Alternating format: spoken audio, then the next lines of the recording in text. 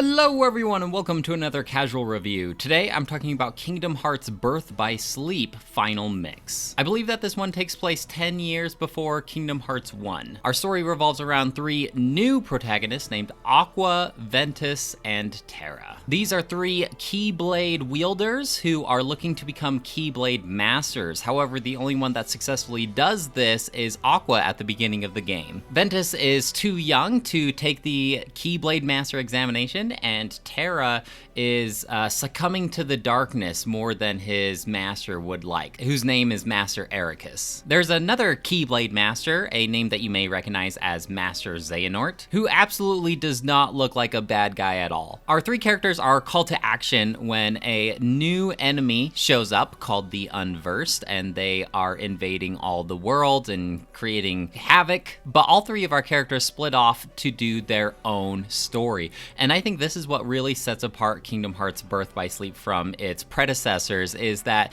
you actually play as all three of these characters' stories in order to understand the full story and play through the full game, because at the beginning of the game you get to choose which character you want to play as, and each of these characters has their own story beats. They explore their own sections of these worlds. They do cross paths a couple of times, but if you really want the whole picture, you are going to have to replay this game 3 different times, playing as each character, and there is a reward to doing so at the end of the game. So Terra ends up leaving first. He is trying to hunt down Master Xehanort. Ventus is soon to follow after Terra because he is trying to find Terra, and Aqua is sent by Master Ericus to keep an eye on Terra and also to go and bring Ventus back to his home, because he's not supposed to be out and about right now. And during this, we are also trying to take down the Unversed. And as far as like the recommended order, which character you play as first, the recommended order is actually Terra, then Ventus, then Aqua. I learned this the hard way because I initially wanted to play as fan favorite Aqua because it was our first playable female character in a Kingdom Hearts game. But what I found is once you go to all the different Disney worlds, she tends to play as the third act of those stories, whereas Terra tends to play the first act of these stories. And so what I mean by that is, for instance, one of the first worlds that you go to is Cinderella's world. And so Ventus and Terra kind of play the beginning of Cinderella's story, whereas Aqua comes in near the end and kind of like escorts her to the ball. So after learning the recommended order, then I made a new save file, and then I played through the recommended way. I played through the game as Terra, then Ventus, then Aqua. Each of these characters play similarly, but they kind of have like a different fighting style. Terra is super strong and deliberate strikes with his Keyblade, whereas somebody like Ventus is a lot more quick and rapid little strikes. But the overall combat mechanisms work fairly similarly across these three characters. That being the new command system. Now, your commands are going to be your forms of Keyblade attacks and your spells.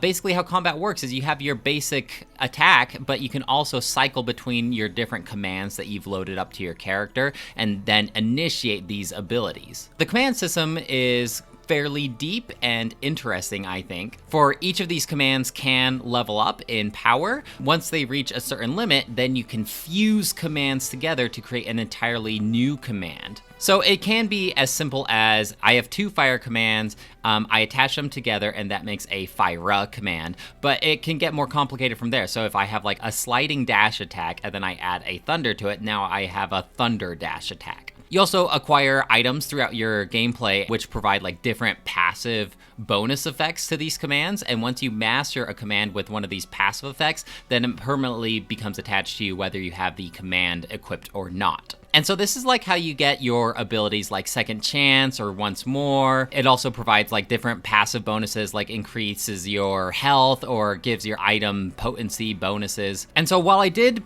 kind of play through this game 3 separate times in a row, each of the gameplays were different because the commands that I acquired and merged together were vastly different from each other. And so gameplay wise, it was quite different just depending on how my playthrough went. And I think that the commands have such such a strong effect on your gameplay that if you are really unlucky or you don't go in with a plan, then it's quite possible that your character is going to feel weak, and there are certain difficulty spikes that you can encounter in your game that will make this feel very frustrating. That was kind of the case with my Aqua playthrough. Despite this being my third playthrough, I just wasn't getting really lucky with the commands that I acquired, and I didn't really have a game plan in my head as to like what command I want to work towards. And so in the middle of the game, Aqua just didn't have that many great commands equipped to her, or these passive effects weren't helping her out that much. And so I did need to spend a little more time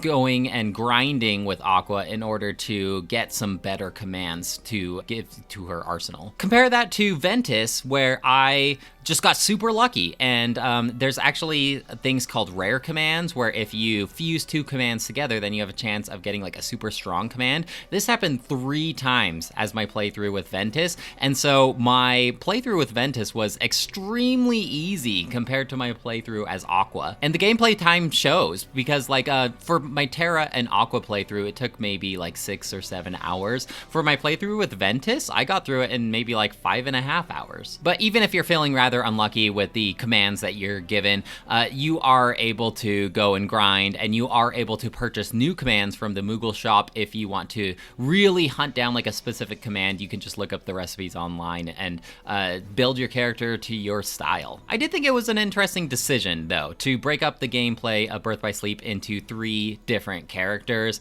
because you build up your character, they're super strong, you roll the credits, and then you have to start over from scratch. What this did provide, though, is the knowledge of my previous playthrough carried over to this one, both the story, but also the gameplay, where I really started to understand how the gameplay worked and really start working towards certain things during my successor playthroughs. The order that you're playing these commands can affect your fighting technique as well through the means of command styles, and these just basically affect like what kind of elements are attached to your attack, but these command styles kind of work in like chaining forms. So you start with one command style, and then it gets upgraded depending on the abilities that you use to a second command style, and then you have like a finishing command style. And so you can build up your character that way as well. You're not just leveling up your commands, but you are leveling up your command style combos. There's also a new ability that all characters have called Shock Lock,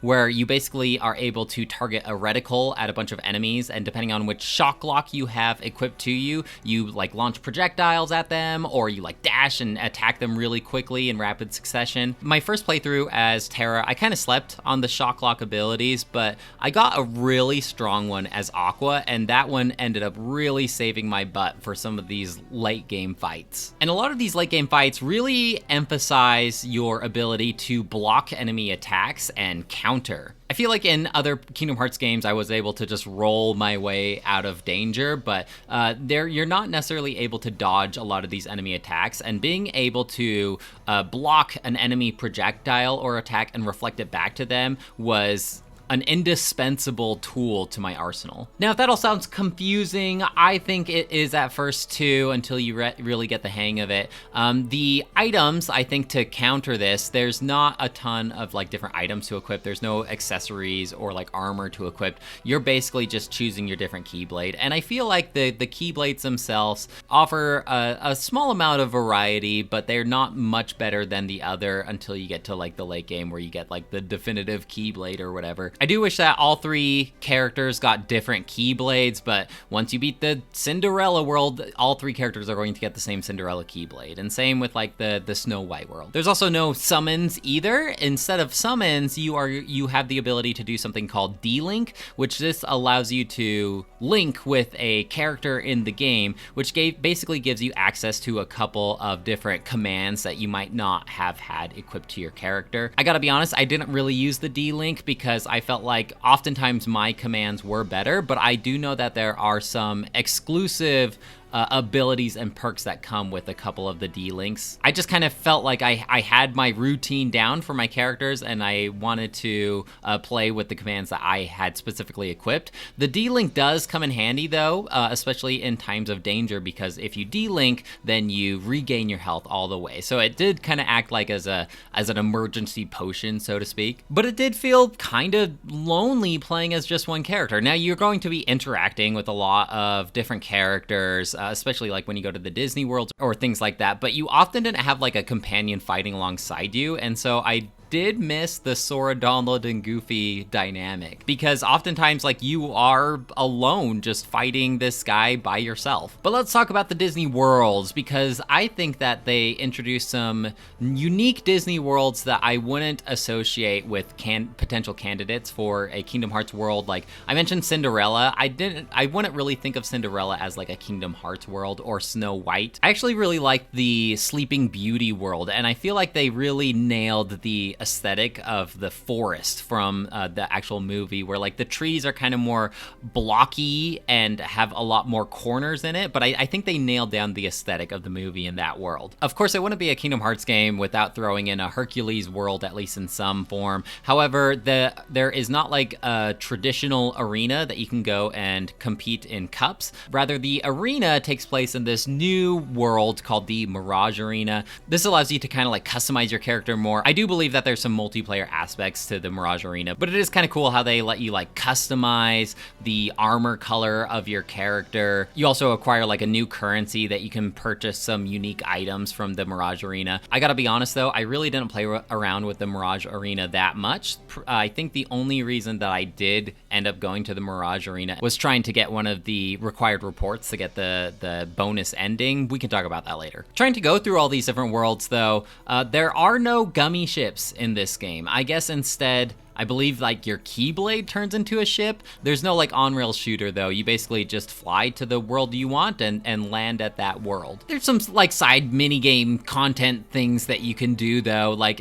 they take place in the form of like Disney Town, where Disney Town has a bunch of little mini games, like rhythm-based games and little soccer fruit games. I didn't play around too much with the Disney Town either, just played through the required parts in order for me to see the cinematics. I mean, personally, like I'm not really interested in these side games whenever it comes to playing through a video game. Like I think Terrace section, you are actually doing like a race. In addition to arenas and mini games, if you are trying to 100% complete this game, there are stickers that are hidden throughout the world. Not so much hidden, like they are fairly visible. Usually these stickers are, hey, if you have the abilities to reach these stickers, go for it. And these stickers kind of take place of the puzzles that were in Kingdom Hearts 2 Final Mix, and instead of puzzle pieces, you get these stickers that you can kind of place on a board, and once you place enough stickers on the board, then you unlock new items. I mean, I'd get the stickers if they were within my path and I was able to reach them at the time, but I didn't go back and get all of the stickers and with all 3 different characters. I mean, I have like so many different Kingdom Hearts games, I really don't have time to get bogged down with any particular one of them. That being said though,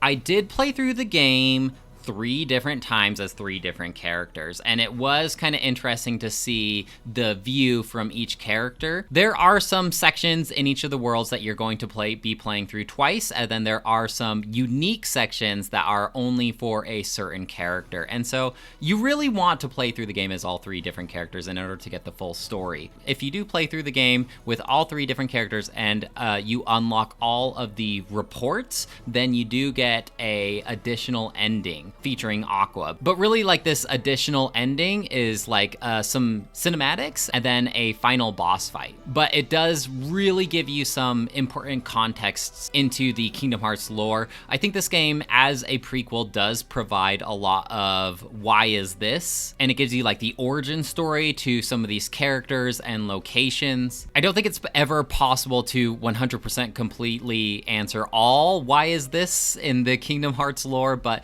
it does answer a couple different things. And if you're a big fan of the Kingdom Hearts games, and if you've played all the Kingdom Hearts games up to this point, I think you'll get pretty excited when you see certain characters and locations. I do think another cool aspect of playing through this prequel is you get to see a fair number of Organization 13 members before they joined the Organization 13, before they became nobodies. So I am conflicted with the decision to split this game up into 3 different playable characters with 3 different stories, because I kind of did like the idea of building up my character, making them super strong, and then starting over from scratch. I am very much appreciative that you're not just playing through the exact same game over and over again. Like, each character has their own unique paths and areas that they have access to. But ultimately, at the end of the day, it did feel like I was playing 3/3 of a game instead of one full game, if that makes sense. I did come to really appreciate all 3 different characters in their own unique way, though, and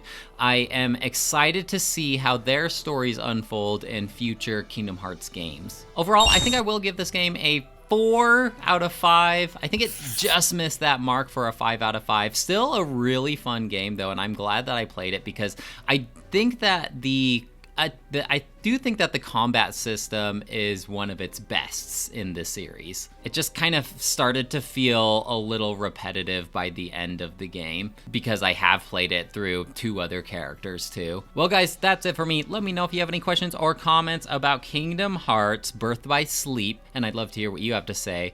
As for me, I think I'm off to go watch the Kingdom Hearts Recoded HD cinematics that are on the collection. And we'll probably do another bonus casual review for that one. And I'll talk to you later. Bye!